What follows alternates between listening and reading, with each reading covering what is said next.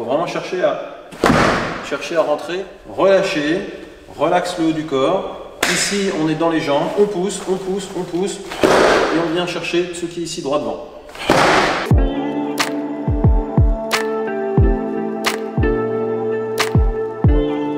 Bonjour à tous, bienvenue dans cette petite vidéo focus sur le travail avec un Makiwara. Donc on va voir des choses très simples. L'idée c'est de comprendre comment est-ce que vous frappez dans le Makiwara. 1, pour ne pas vous faire mal. 2, pour optimiser votre trajectoire et l'impact à la fin de la trajectoire dans le déroulé de votre bras par rapport au placement de votre bassin, de vos jambes et de la poussée dans le sol.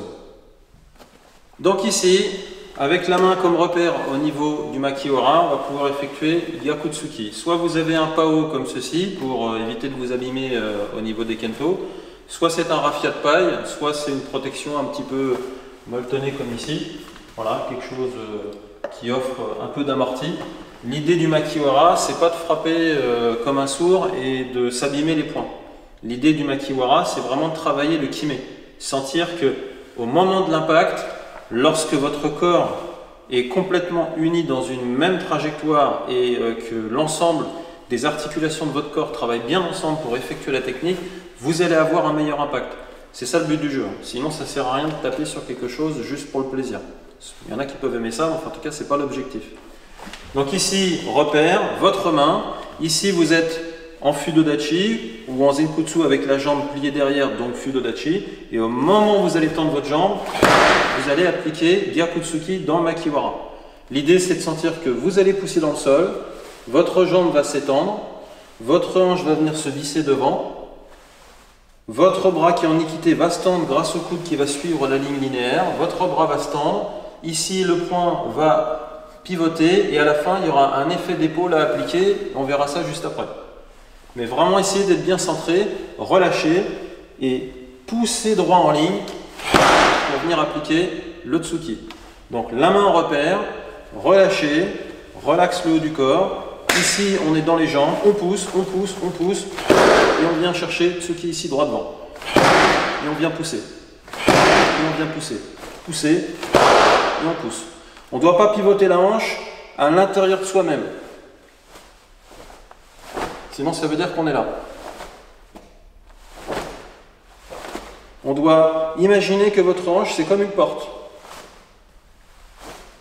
Il faut fermer la porte pour venir appliquer la frappe dans le Makiwara. Donc ici, si vous prenez un gros sac de frappe un petit peu lourd, l'idée, c'est de tester votre sensibilité entre j'effectue une technique fort avec mon poing, en fonction de la force de chacun. On n'est pas tous costauds pareil, d'accord. Il y a des gens qui sont très grands, très forts, ils vont frapper dans le sac, ben, ça va bouger forcément parce qu'ils sont forts. Mais l'idée c'est que proportionnellement à chaque personne, vous puissiez répartir votre effort dans l'ensemble de votre corps et pas uniquement localisé dans le bras. Et là, me donner des grands coups avec les bras, d'accord. Même un boxeur, il ne fait pas que des grands coups avec ses bras. Il fait des jabs rapides et puis il va utiliser son tronc pour effectuer un mouvement fort avec son corps. Donc c'est le corps qui va accompagner le geste pour effectuer un mouvement puissant. En karaté c'est pareil, on a beaucoup de trajectoires linéaires. Donc l'idée c'est exactement la même chose. C'est avec votre corps qui, au moment de l'impact, au moment du kime, votre corps doit pousser pour que ce soit votre poids de corps qui vienne dans la frappe et pas juste votre bras. Donc un moyen très simple de le sentir, on se met debout. Voilà, pied parallèle, bras pliés, et de là on essaie de pousser un gros sac de frappe, comme ceci, avec son corps. Donc là on sent qu'on le pousse avec le haut du corps. Là c'est localisé en haut, forcément, puisque vous travaillez qu'avec votre bras. L'autre point de test, c'est se dire, voilà, je suis bras tendu, je colle mon poing, on a le corps droit, vous devez pousser dans le sol et faire en sorte qu'avec votre corps droit, la poussée dans le sol, elle se répercute dans votre corps et dans votre bras. Et ici, on doit pouvoir pousser le sac de frappe avec son tronc. 1, on pousse. Ici. 2, on pousse. D'accord? Comme si on poussait quelqu'un. C'est la même chose. C'est au moment du kime à la fin. Quand on est bras tendus. C'est ça que vous devez chercher, plus que de chercher à tout prix à frapper avec votre bras. Donc l'idée, c'est que votre bras est un accessoire, et au moment où vous frappez, votre tronc, grâce à la poussée dans le sol, grâce à la position que vous avez et la manière dont vous faites le transfert de poids, c'est ici que vous allez pouvoir frapper et exécuter une meilleure efficacité. Si c'est qu'avec votre bras, déjà vous allez vous détruire les poings parce que vous allez passer votre temps à frapper comme un sourd, et en plus de ça, vous allez vous fatiguer beaucoup plus vite. Donc l'idée, c'est vraiment d'économiser. Donc même si vous travaillez debout, ça doit être votre hanche qui doit accompagner. Même si vous êtes sur des crochets, même si vous êtes droit, même si vous êtes relax, ça doit être votre bassin qui doit emmener le poing et pas uniquement votre poing. Et ça vaut pour le Makiwara, c'est exactement pareil. Donc par rapport à ce qu'on a vu sur le sac de frappe à l'instant, c'est exactement la même chose. Ici, vous ne devez pas chercher à frapper avec juste l'extension de votre bras.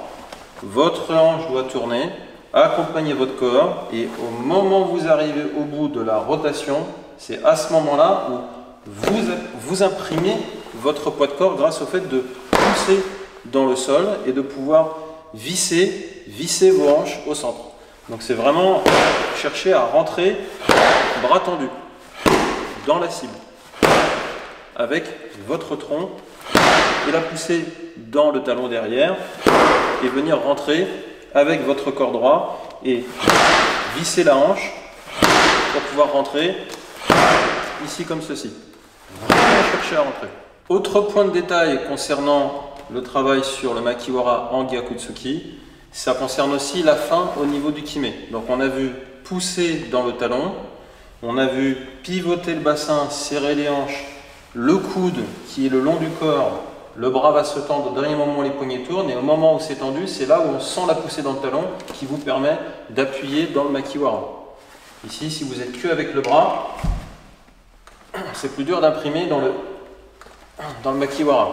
Si vous êtes bien placé et que c'est votre tronc qui pousse,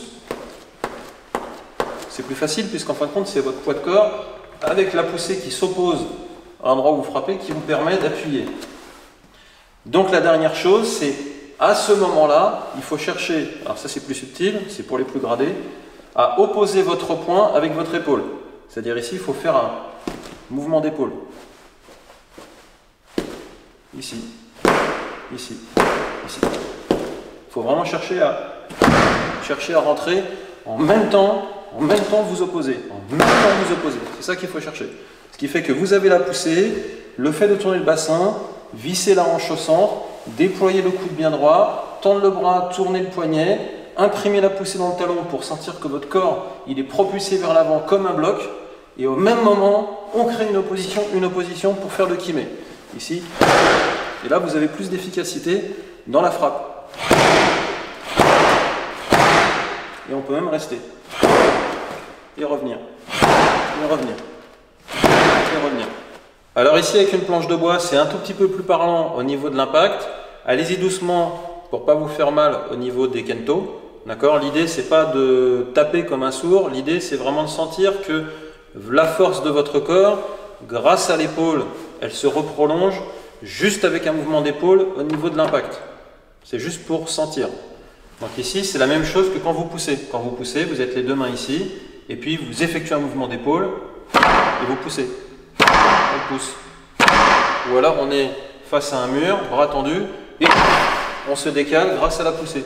On décale et on se pousse.